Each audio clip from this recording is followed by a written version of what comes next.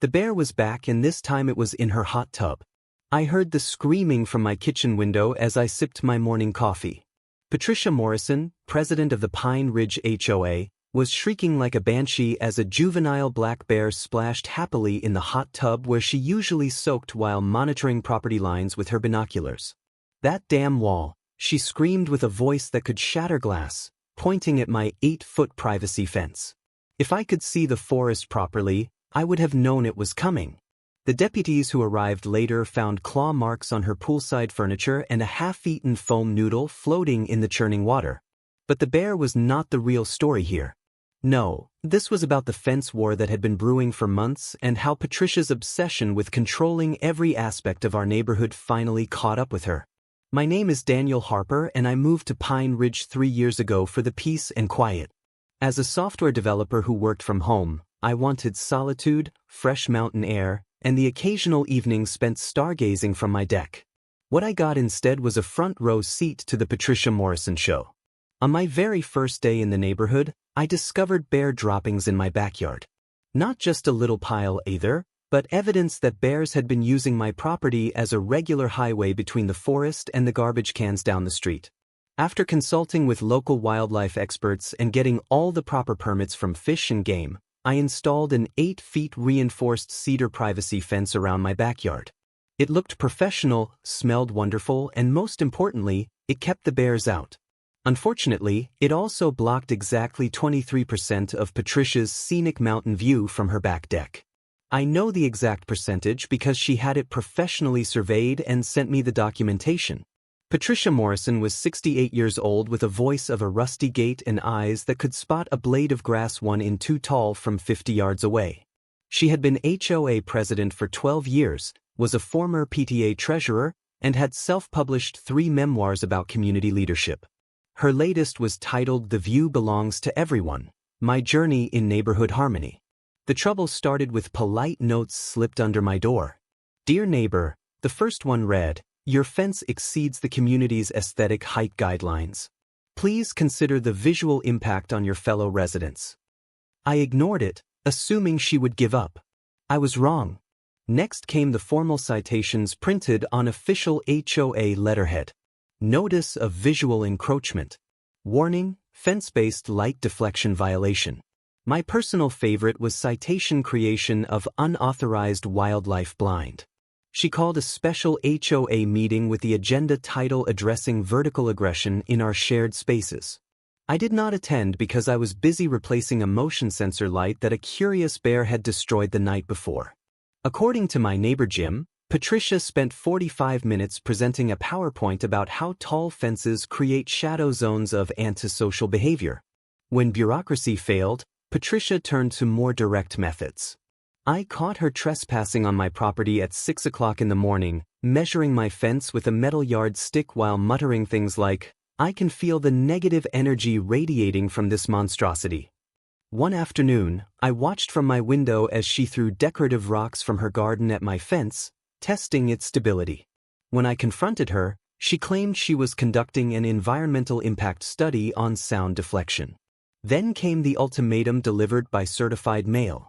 Remove the fence within 30 days or face fines of $300 per day until vertical hostility is realigned with community wellness standards. The letter was signed with her full title, Patricia Morrison, President Pine Ridge, HOA, Guardian of Aesthetic Unity. What Patricia did not know was that I had done everything by the book.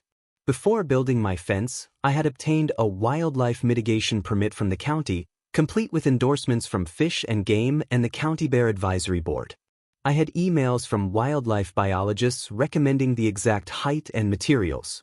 I even had a letter from the sheriff's department thanking me for taking proactive steps to reduce human-bear conflicts. Patricia did not care about any of this. She filed a complaint with the sheriff's office claiming I had constructed an unlicensed visual prison that violated her constitutional right to scenic enjoyment. The deputy who took the report could barely keep a straight face. That same week, karma arrived in the form of a 200-pound black bear. Patricia had removed her own bear-resistant fencing 6 months earlier, calling it an affront to natural beauty.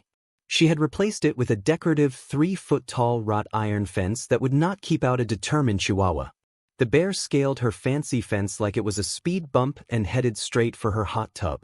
The entire encounter was captured in glorious high definition by my wildlife camera, which I had installed to monitor bear activity. The footage showed Patricia in her hot pink bathrobe, screaming at frequencies that probably disturbed satellites as the bear performed what could only be described as a gleeful belly flop into her heated spa. Her barefoot sprint across the patio in a flowing moo-moo while waving a pool skimmer at the bear was particularly memorable. The bear, completely unbothered, floated on its back like it was at a resort. I shared the footage with a few neighbors for safety. Patricia was hit with $3,000 for illegal fence removal, $2,000 for creating an attractive nuisance, and another $1,500 for filing false reports about my fence. But the financial penalties were nothing compared to what happened at the next HOA meeting. Glenn Patterson, the vice president, who had grown tired of Patricia's antics after years of being her reluctant enforcer, called for an emergency vote of no confidence. The meeting was standing room only. Residents who had suffered under Patricia's reign of terror came out in force. One by one, they stood up to share their stories. The woman she had fined for having curtains that were too cheerful. The elderly man she had harassed about his bird feeders creating unauthorized wildlife congregation zones. The young couple she had tried to fine for laughing too loudly in their own backyard after 9 at night. The vote was unanimous. Patricia was stripped of her presidency, her ceremonial gavel, and most painfully her key to the community center where she had held court every Saturday morning for over a decade. As the results were announced, Patricia's face went through a rainbow of emotions. Shock turned to indignation, which morphed into rage, and finally settled on something that looked like a computer experiencing a fatal error. She stood up, knocked over her chair, and declared in a shaking voice that we would all regret this when our property values plummeted due to aesthetic anarchy. The final blow came when Animal Control issued her a citation for reckless endangerment of wildlife. The hot tub bear, as it turned out, had ingested chlorinated water and needed veterinary treatment. Patricia was ordered to pay $4,000 in veterinary bills and was banned from maintaining any water features that could attract wildlife. She tried to pay the fines with a check that had "Under protest victim fence fascism" written in the memo line. The bank rejected it. When forced to write a proper check, her hand shook so badly with rage that her signature looked like a seismograph reading. The court clerk who processed her payment said she muttered something about esoterism before storming out of the courthouse, her moo-moo billowing behind her like a parachute of defeat. But Patricia was not done yet. 2 days after losing her presidency, she attempted to organize what she called a Freedom from Fences rally in the community park.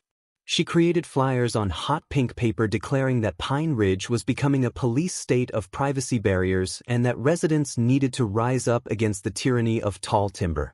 3 people showed up to her rally. 2 were there by accident thinking it was the weekly Tai Chi class.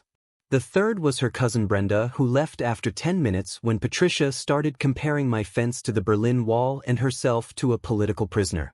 Undeterred, Patricia tried a different approach. She began what she called fence surveillance walks at dawn, marching past my property with a clipboard and a measuring tape, documenting what she claimed were daily fence violations. She would stand at the edge of my property line and loudly narrate her observations into a tape recorder. Day 12 of Fence Watch. The oppressive structure remains at 8 feet. Birds appear to be avoiding the area due to its imposing presence. This is clearly affecting the local ecosystem. My security cameras captured it all, including the morning she tried to train her poodle, Princess Whiskers, to bark on command whenever they passed my fence. The dog, clearly smarter than its owner, refused to participate and would instead sit down and scratch its ear whenever Patricia gave the command. The situation reached peak absurdity when Patricia filed a complaint with the Federal Communications Commission, claiming my fence was blocking vital electromagnetic frequencies necessary for her meditation practice. The FCC response letter, which someone posted on the neighborhood Facebook page, politely explained that fences do not fall under their jurisdiction and suggested she contact a therapist. As word spread about Patricia's escalating behavior, she found herself increasingly isolated. The local coffee shop baristas started making her drinks to go, even when she tried to sit down. Her hairdressers suddenly became fully booked whenever she called. Even the grocery store clerks would switch lanes when they saw her coming with her reusable bags covered in anti-fence slogans she had ironed on herself. The final straw came when she was caught on camera at 3 o'clock in the morning attempting